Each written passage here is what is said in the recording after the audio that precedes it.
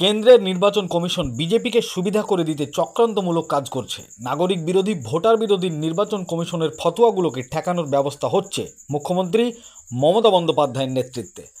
বিহারের voter verification নিয়ে বিজেপিকে তোপ দাগলেন তৃণমূল কংগ্রেসের মুখপাত্র কুণাল ঘোষ। তিনি আজকে এই নিয়ে প্রেসমিট করলেন। কি বলেছেন শোনাবো আপনাদের।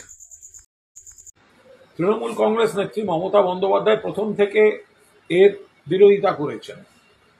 কেন্দ্রের নির্বাচন কমিশন বিজেপিকে সুবিধা করে দিতে যে চক্রান্তমূলক কাজ করছে, পক্ষপাতদুষ্ট কাজ করছে, যে তারা কখনো অন্য রাজ্যের ভোটার তালিকা থেকে ভুয়ো ভোটার ঢোকাচ্ছে, কখনো এখানে যাদের এত তারিখ থেকে এত তারিখ অবধি জন্ম তাদের বাবা মার বার্থ সার্টিফিকেট লাগবে। এইসব মানে কি? ফলে মমতা বন্দ্যোপাধ্যায় এর প্রতিবাদ করেছিলেন, তৃণমূল কংগ্রেসের প্রতিবাদ করেছিলেন।